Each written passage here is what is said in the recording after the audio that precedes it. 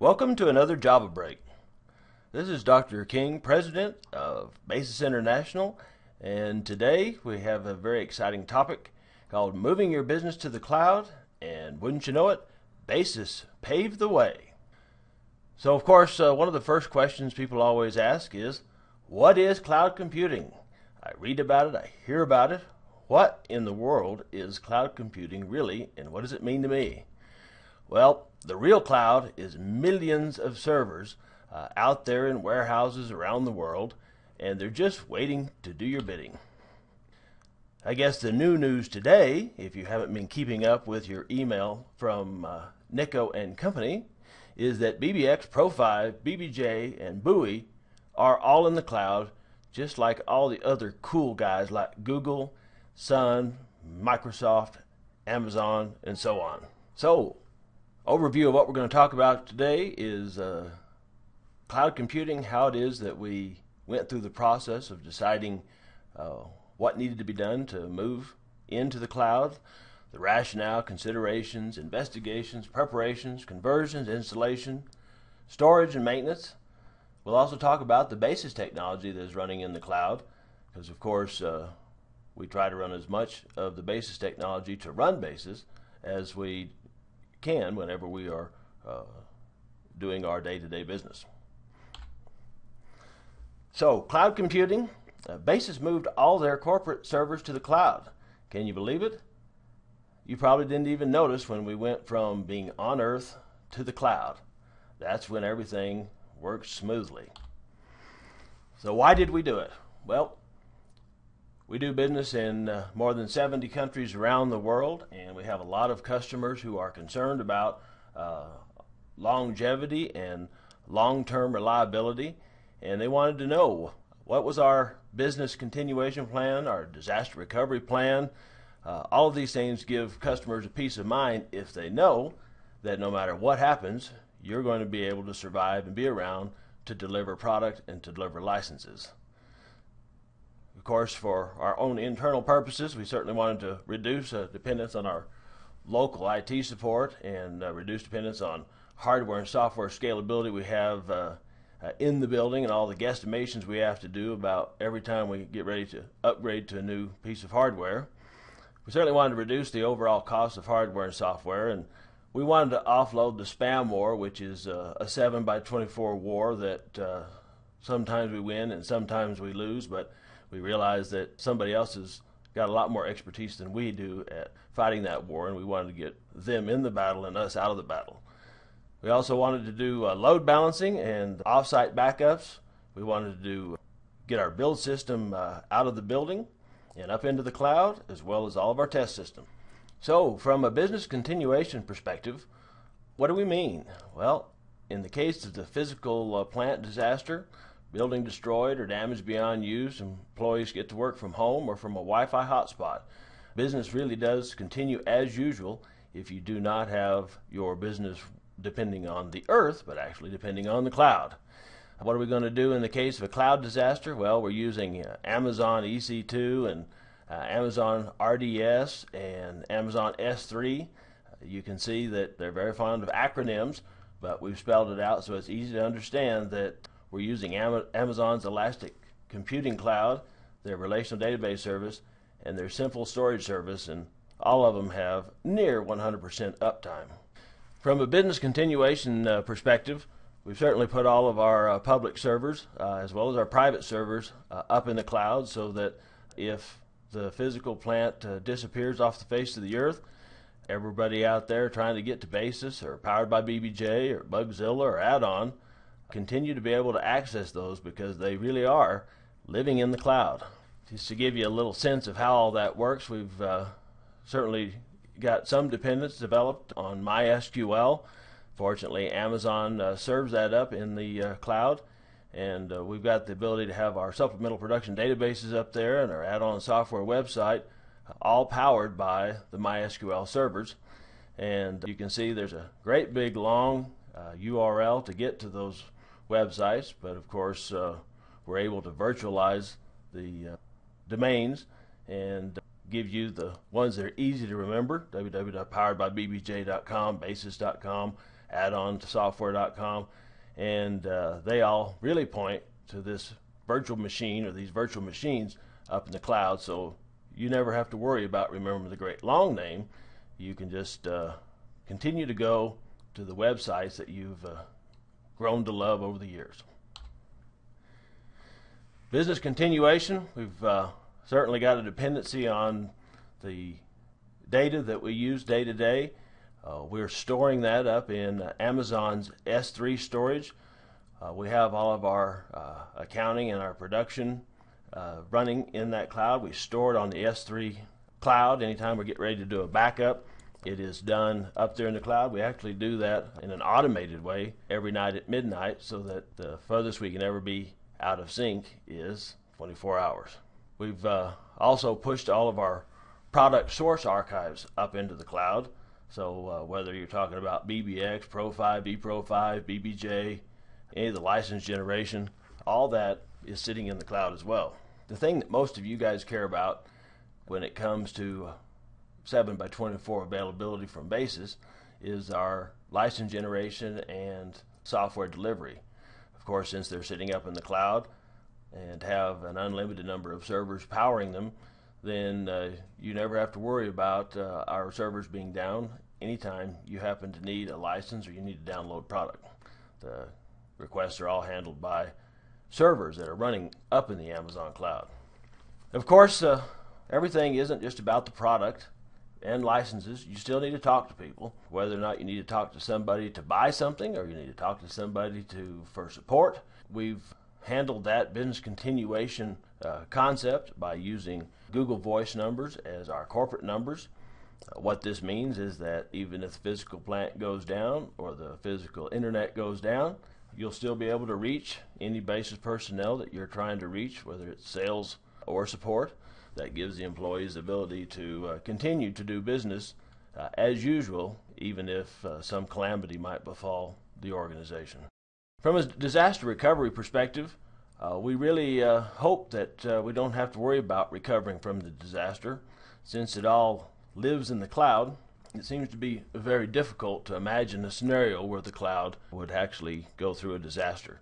From a physical plant disaster, really it's just the furniture and the walls that go down, but we'll all have our computers that we can access the internet, we can access corporate email, corporate calendars. Licensing can be done through BCom, or you can call one of the Basis salespeople. All the websites will continue to run in the cloud. You'll be able to do printing to the local printer or any printer that you have access to. Certainly don't have a dependency on printers in the organization. And of course, these Google Voice and Google Apps give you the ability to configure your phone number to ring to any of a number of phones. So it could be your cell phone or your office phone or your home phone or your hotel phone. It makes no difference. It's up to each individual to configure that number to ring wherever is convenient for that particular day. Continuing on with the idea of disaster recovery, we've got certainly the possibility that a disaster could come that would be very difficult to keep from struggling with. We think that moving to the cloud kept us from having to worry about a true disaster recovery that a customer would have to know about or care about. We think that it's going to be transparent to the customers most of the time. No notification would be necessary. We'd just continue to do business as normal.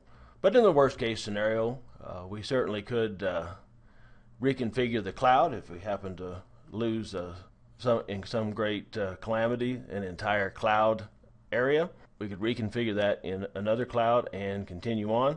If there was going to be any extended period of outage, we would notify all of our partners via email. So, what do we have to consider when we got ready to move to the cloud? We had to think about security, reliability, dependability, service level agreement, bandwidth, latency, collaboration, and licensing. So from a security perspective, we had to worry about all those evil people out there on the worldwide internet who could potentially gain access to our software. So we immediately increased the length of our passwords going to our BBJ applications. We used the BBJ API to authenticate all of those users, and we made sure to only open the ports in the firewall that were absolutely necessary.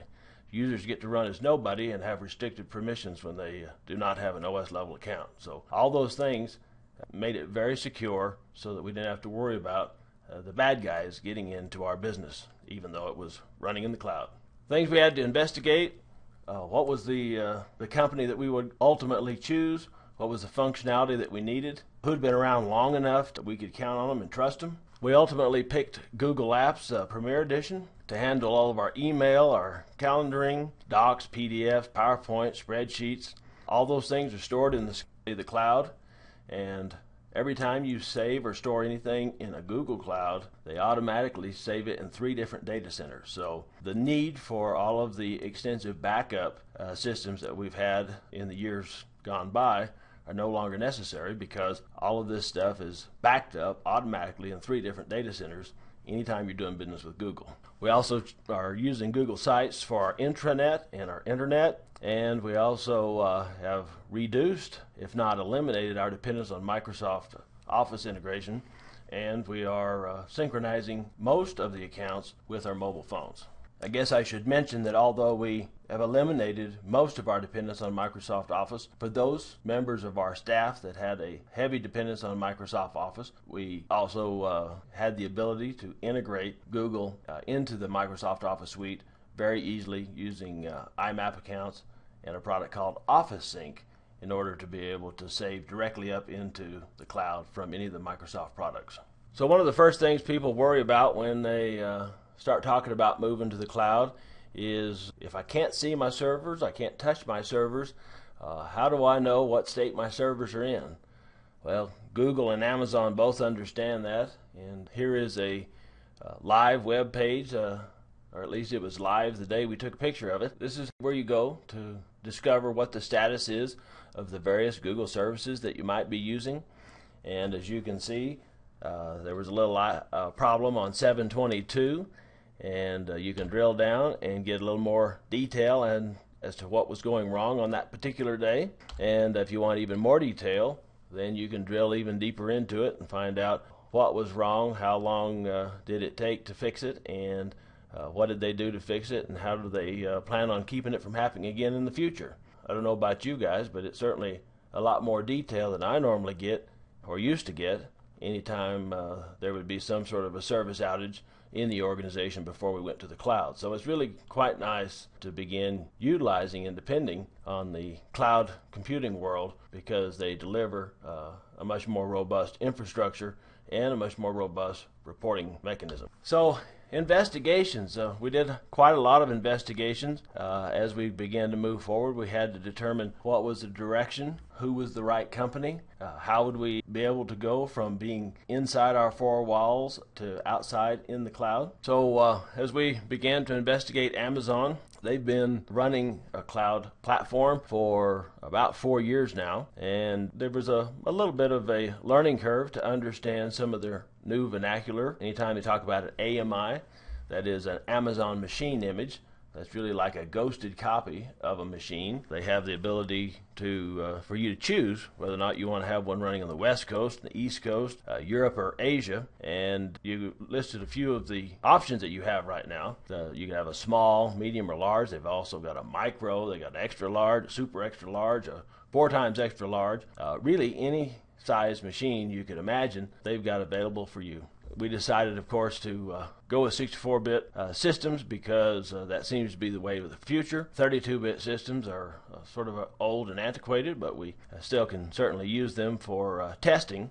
But for our production moving forward, we thought it was best to select the 64-bit systems. We also decided the best place to store the data was in S3. Mentioned before that when you store stuff in Google, you get 3 copies of it scattered in various locations around the world. And when it comes to S3 storage, you get it stored in 5 places around in the world. Those of you who have attended our tech cons in the past have seen demonstrations of all the load balancing that we have done here at Basis in order to make sure that we had servers up and running at all times. We've moved that into the cloud as well, so that we don't have to worry about the configuration of load balancing here on Earth. It all is done with a click of a checkbox on the web interface up in the cloud. So It's very nice. Anytime you get ready to start another machine in the cloud, you just click on your custom configured instance and start it, and off you go. You have a whole nother instance of a perfectly configured machine.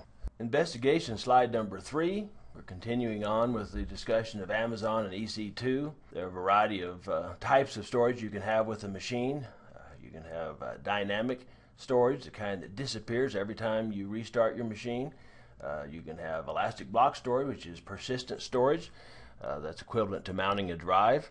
And we use all the various types of storage at Basis. We're using Java, BBJ, add-on software. Those kinds of software packages are certainly stored on the persistent drive, because every time we start the machine or restart a machine, we want to make sure that those software packages persist. If we're going to be doing any sort of testing, then we can write all of the information onto a dynamic drive. As soon as we finish our test and start the machine over again, of course, we start out with a pristine environment, brand new database, and that's exactly what you want for a test environment. But for running in production, you want to make sure that all of your databases and your software are sitting on a persistent drive. So that's the way we have it configured. Since we do both testing and production up in the cloud, it's good to have the two different kinds of environments. And of course, we have a dependency on those persistent drives, so that means that we want to make sure that if something happens to that persistent drive, we've got the ability to recover it. And so every night we certainly back up the databases that are sitting on those persistent drives, S3, for easy recovery, so we're never any further away than a 24-hour-old backup of the database. Investigations number 4, we've got a dependency on MySQL to power some of our software. Add-on software website is powered by Drupal, and as all of you who are familiar with Drupal know, it stores its data in a MySQL database. And so we use Amazon to power our databases. We get multiple databases for just one price. We get automated backups. The number of the backups stored is configurable, so you can decide if you want one every day for 7 days, or however long that you want to have those backups available. They will do it for you. It's all part of the price. One of the things that most of you have benefited from right away when we moved to the cloud was this Amazon CloudFront functionality. The way it works is it gives us worldwide proximity download of the product. So no matter where you are in the world, Amazon figures out how to get a copy of the data, in this case our product downloads, to the nearest data center, or the data center nearest you, and that way it's much easier and faster for you to download the product because of our use of CloudFront. Doesn't matter where you are in the world, CloudFront or Amazon's CloudFront allows you to do a download, even though virtually it looks like you're always going to www.basis.com downloads. You really are getting the data downloaded to you from a data center that is very, very near you, and thus it is much faster to do a download from Basis than it ever has been before.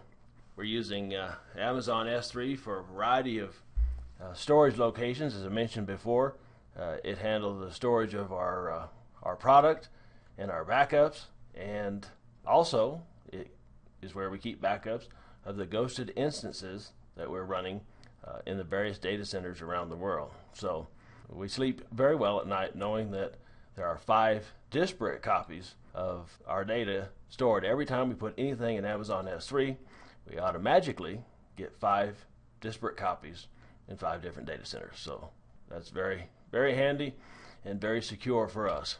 You can see in this interface that we have a variety of different CloudFront implementations. We have ones for customer uploads, ones for public downloads, and then those also for Basis downloads. Well, we continue on with our investigations and moving to the cloud. We've talked about the servers and what we needed to do to get those up and running. We talked a little bit about communication. Our ultimate decision was to use Google to handle our voice. One of the nice things about it is anytime you leave a voice message, we get a voice to text translation from Google, and so we oftentimes don't even have to listen to the voice message. We can just look at the text translation and then respond with email or return the call, whatever is appropriate. And it allows us to do that very often while we're in the middle of a teleconference. If you see the message come through on your phone or on your email, if you can understand what the question is, you might be able to respond to it via email before the teleconference is even over. And in days gone by, you'd had to wait till after the teleconference was finished, go listen to the voice message, and then respond to it at that time. So that's sort of handy and very good at improving the productivity of everybody here at Basis when they can do many things at one time. The great benefits of multitasking. The other benefit we get from Google Voice is all of the voice messages are consolidated into one location, whether or not you're talking about your cell phone, or your home phone, or your work phone. All of your voice messages are consolidated in one location, so they're archived forever, and it's easy for you to keep track of the messages that come in. They don't get lost on the various platforms you might have used in the past. We're also using Google Talks to handle text messaging, IM.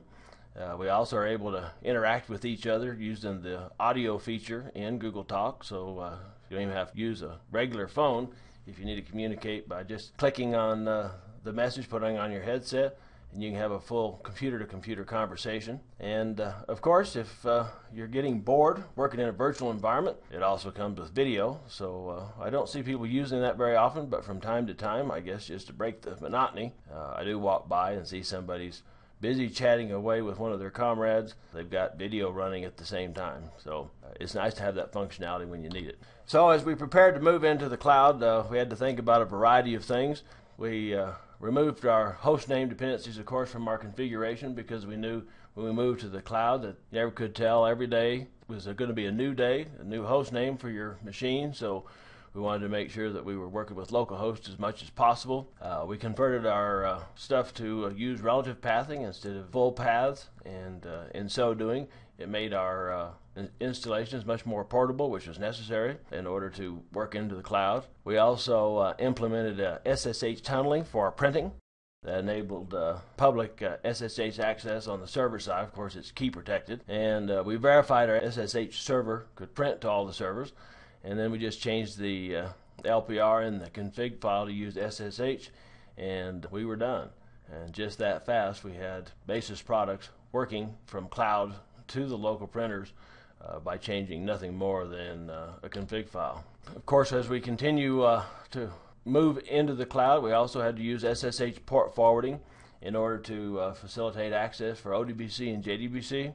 We restricted access to the sensitive data since it was now going to be in the cloud. We had to increase the strength of our passwords, tested latency and bandwidth because we know that dependency was very important on some of the applications. Latency, for those of you who are not familiar, has to do with ping time, which is how fast does a round-trip packet go, and bandwidth is the volume. And it turns out that most of our applications were much more sensitive to ping times than they were to bandwidth. We got a nice benefit by going to the cloud in that our latency actually got faster by moving into the cloud than we had when we were serving it up on our own servers here for those of our virtual employees. So sort of an unexpected benefit when we moved our servers into the cloud. All our virtual employees had much faster access to the cloud machines than they ever had to the servers when they were sitting inside the four walls of Basis. So what conversions did we have to do? We converted addonsoftware.com from Flash to Drupal using an open source product is always our preference. And we converted our QA memo system to use Bugzilla, a very popular, well-known open source system. We also moved our SVN source code archives up into the cloud, and that made access to everybody working virtually much faster than when it was within our four walls. We moved Bugzilla archives into the cloud as well, converted all our SVN clients to use SASL connections, took the latest version of an SVN client to have that kind of connectivity, and since all of our access to our cloud software now requires a secure connection, it was very handy to see that the SVN clients now had that secure connection, or we would have had a big problem. We also converted add-on 6 that was written, of course, for Pro 5 to run in BBJ so that we could access it via the BBJ Thin client. We converted our add-on 9 database to add-on 10 database and just happened to be doing an upgrade at the same time.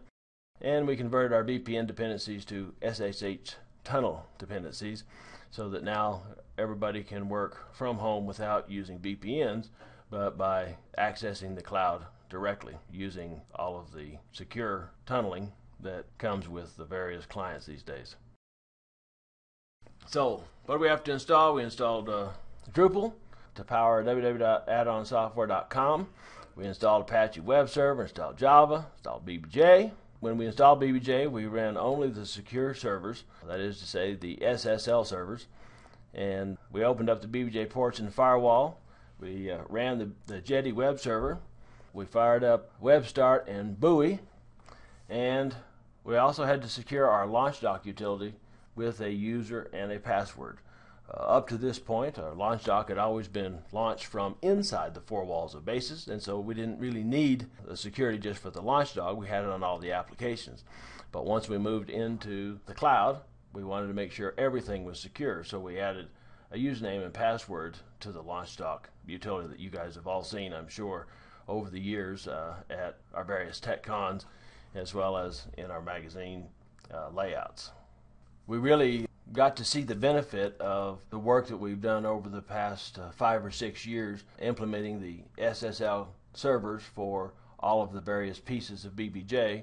Certainly our customer base has demanded over the years, but this was the first time that BASIS itself saw the benefits of SSL connectivity between the thin client and the servers and the database. Makes you feel a lot more comfortable with the security of your data when you know that all the communication from your home or from your business out to the cloud and back is protected with SSL security, and BBJ certainly facilitated that, as well as Buoy.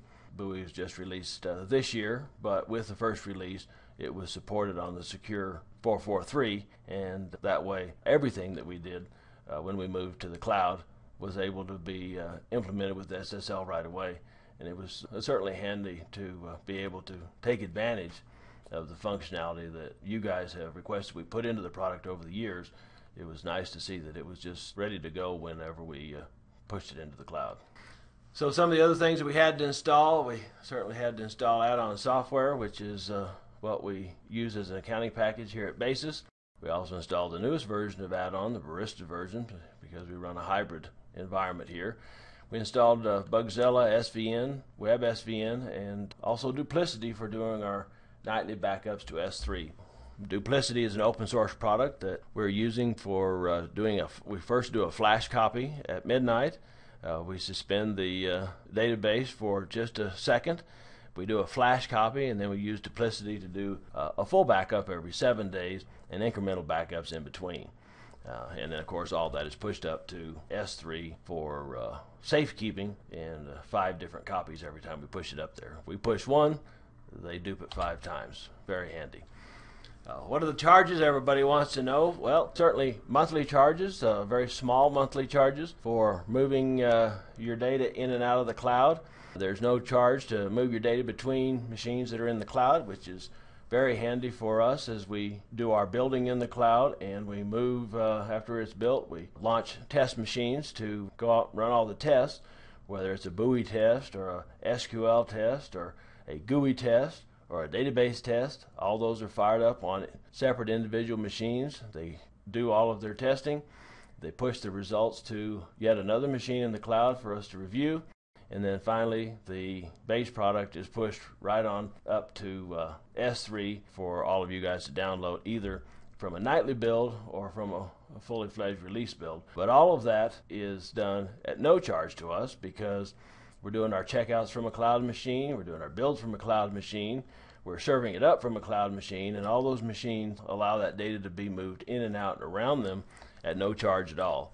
And the only charges we incur is when we move data in or out of the cloud itself. There are also some monthly charges for storage of EC2, the persistent drive, as well as dynamic storage, and all those are available, and they change, I wouldn't say daily, but maybe monthly. The prices are changing, and of course they seem to be dropping all the time.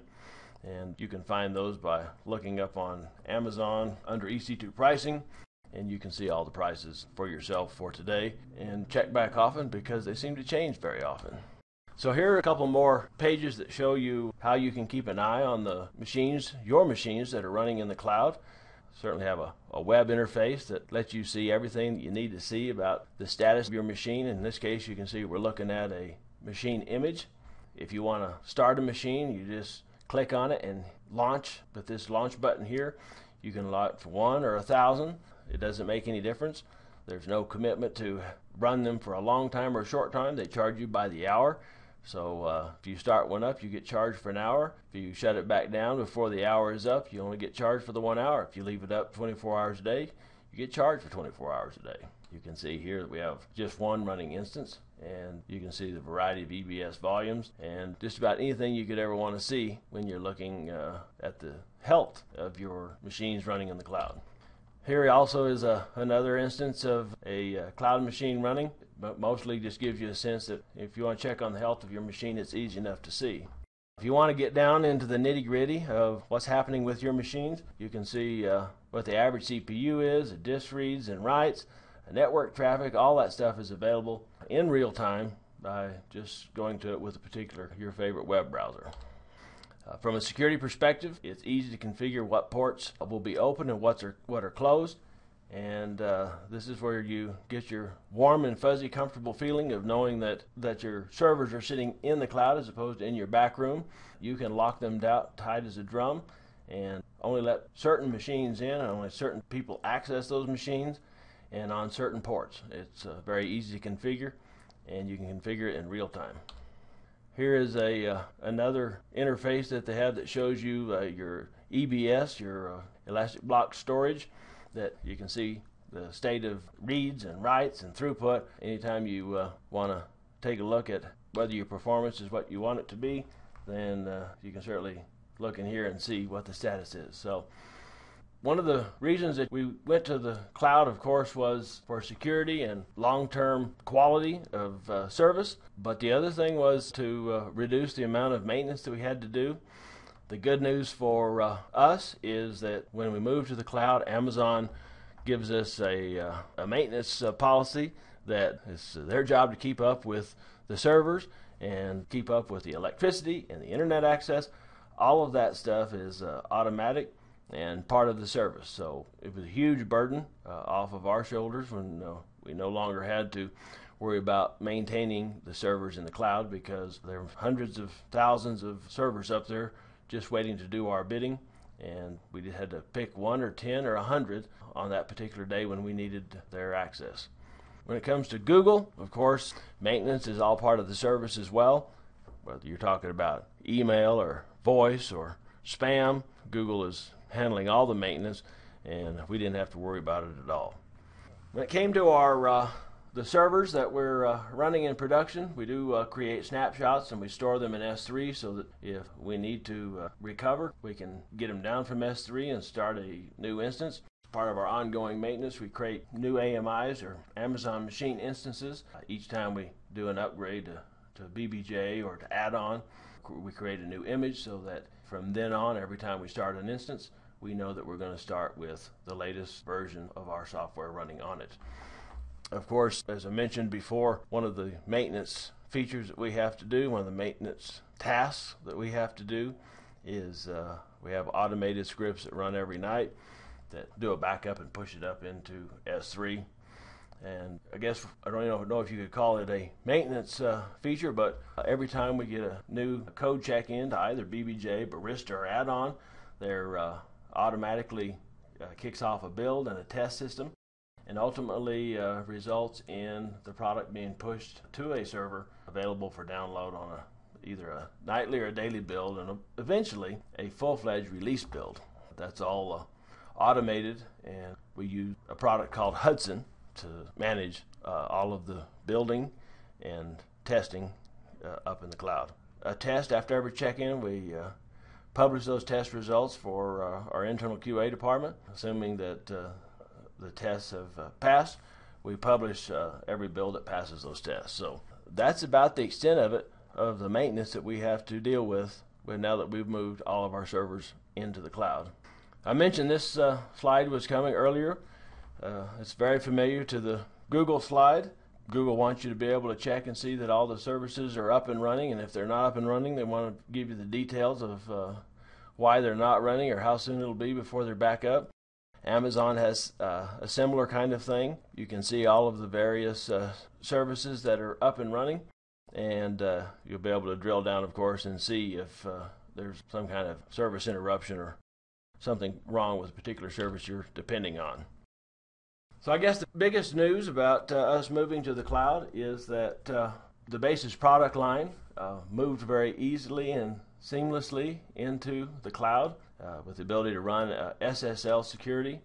We didn't have to worry at all about the security of our data, and we were able to use the BBJ Thin client to run Barista GUI accounting from the cloud. As I mentioned earlier, we're running a hybrid environment, so not only can we run the GUI environment in Thin Client, we are running the CUI or CHUI environment in the cloud as well. And so I guess that should just give you guys some encouragement that whether you're in the GUI world or in the CHUI world, there isn't any limitations on your ability to move your organization or your customers into the cloud as well, because we're currently doing it, and we're going to demo it here shortly as well. The last thing is that when we released BBJ 10, we announced the availability of BUI running in the cloud, and that just means anything that you developed in the past for vPro 5 or BBJ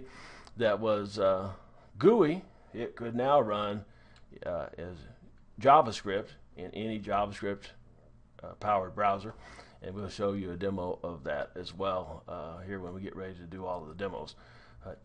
These are just 3 static pages to give you a sense of the 3 different product types that BBJ and Basis supports up in the cloud. And I guess you could say we put our money where our mouth is. Not only do we sell the software, we're actually using the software up in the cloud. And thanks to the new licensing model available in BBJ 10, you're able to have a virtual license that will work whether or not you are in a virtual cloud machine or even on a VMware system. You're able to use the new virtual licensing that was released with BBJ 10, whether you're going to the cloud or running in a VMware instance. So now we're going to do the demos. First we're going to go to poweredbybbj.com so that you'll be able to see BUI. That is a JavaScript powered graphical application that is running without any dependence on Java. And then the next thing we'll look at is all of the CUI and CHUI products running in a Thin client. Again, all the servers are sitting in the cloud.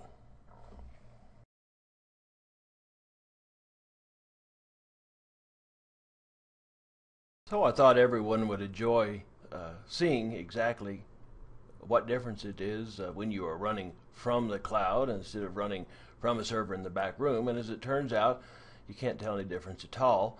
This is our launch dock that we're using to run the business. And once you've logged in, this is a Thin client connecting to the cloud-based server. I can show you if you want to place an order. This is what it looks like. You go to www.poweredbybbj.com, and up comes the application written in vPro 5 over 10 years ago, now running in BBJ and now running in BUI.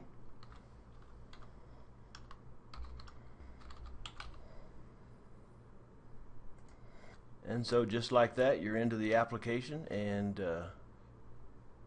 you can order as much as you want, and you can see it's fully integrated inside the Basis website, but the BUI application can run right there inside and be completely integrated, and nobody can tell the difference that whether or not you're running BUI or running some handwritten JavaScript. But in this case, it is JavaScript powered by BUI. So the next cool thing that we'd probably want to look at is Barista running in Thin client connecting to a machine in the cloud. Do a quick login.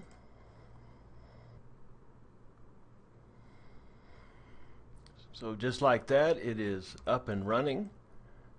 Of course, we get to run both GUI as well as CUI in this environment, what we call a hybrid environment. And this is the GUI launching application, and we also have the ability to run CUI inside. And this is a legacy application that was written and run in Pro 5, is now running in BBJ.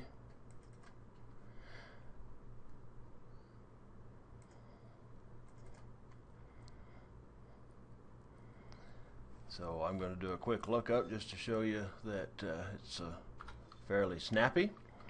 Look up by name, and we'll look up one of our customers, and just like that, it is there. And so you have both character and graphical applications running from the cloud, and nobody is the wiser, and it's much more robust. We certainly like to tout our new interface, this nice JavaScript that's running inside a browser, limiting the need for installing Java on the client in order to run your application. But the truth of the matter is, there's still an awful lot of good cases for running GUI, and I wanted to show you that running GUI from the cloud is also very viable and very snappy.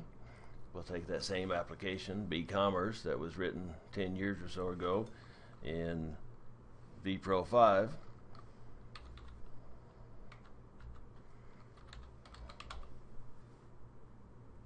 And it runs just as well as it ever did. And so there you have it. When you get ready to move either your business or your customer's business into the cloud, you certainly can do that with Basis technology, and the end users are likely not to notice or understand the difference, but you'll be able to sleep better yourself knowing that you've got the robustness of all those machines in the cloud, and they start at about a penny an hour and go up to about $1.50 an hour. You just get to pick the one that fits your customer's needs, and you don't have to worry anymore about having redundancy, because the cloud gives you all the redundancy you could ever hope for, and Basis technology running on top of that is really your ultimate solution. So now that you've seen all of the Basis product line running in the cloud and powering our business, I just wanted to do a quick review of the things we've talked about in today's Java break. The whole day was about cloud computing. We went through the rationale of why it is that we decided to do this, the various considerations we had along the way, the investigations we did, and ultimately the preparations and conversions that were necessary to actually move to the cloud. Then we did our installations, made sure that our storage was set up properly so that we had backups so that we could recover should we ever have any sort of disaster that we needed to recover from. And we talked about how little maintenance was involved as we once we had moved into the cloud. We also discussed the Basis technology that was running in the cloud. If it hadn't been for the last 25 years of development and culminating in BBJ and BUI, we would have had a much harder time moving to the cloud, because so much of our business is in fact dependent on our own product. So it doesn't make any difference whether you're running BBX or Pro 5, vPro 5, BBJ, Thin Client, Web Start, BUI, or using RDP protocol.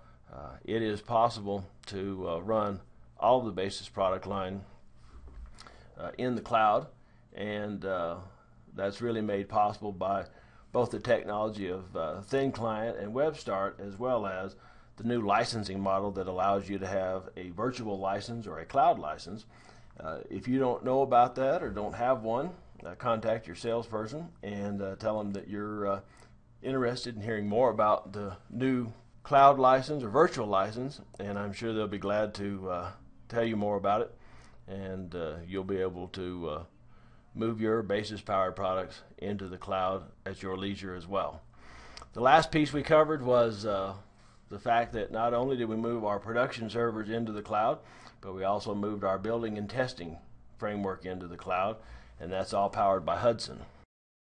So I know this is a technical audience, it always is, and if you want to learn more about the details of what it is that Basis managed to do whenever they moved into the cloud, you want to see it in action, or you want to learn more about how to do it yourself, I've got a page here of all the resources that we use in order to move to the cloud. So if you want to find out about how to move your Basis product line to the cloud, you can go to Basis. You want to see it in action, you can go to poweredbybbj.com. Of course, you can buy product there as well. If you want to look at moving your servers into the cloud, you can go to Amazon, just like we did. Or if you want to power your business from the cloud with Google, with email and PowerPoints and documents, you can certainly go to this URL and it'll find out more details.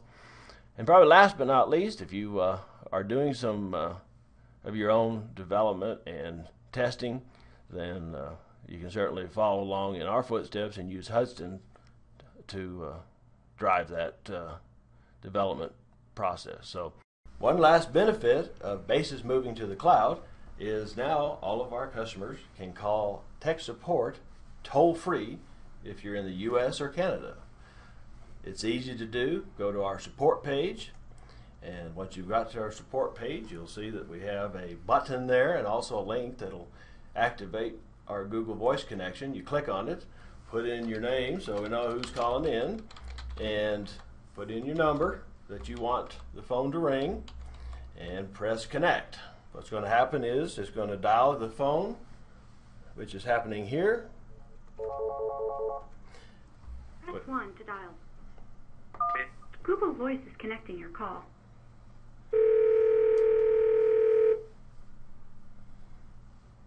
Welcome to the Basis Technical Support and License Request System. Please listen to the menus carefully, as some selections have changed.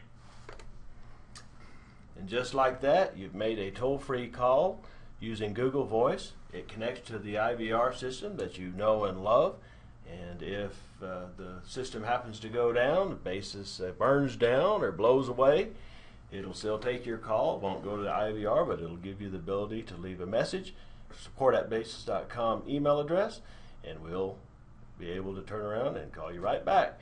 So just one last little benefit of Basis going to the cloud. You now can have toll-free support calls using Google Voice. Thank you very much for attending today. We've got another Java break coming up here on October the 20th. It's same time, same place, and it's going to be a good one. It's sysadmin simplified in BBJ 10. So if you have any questions, we've got answers. Just type them into the little chat window over there, and we'll answer them the best we can.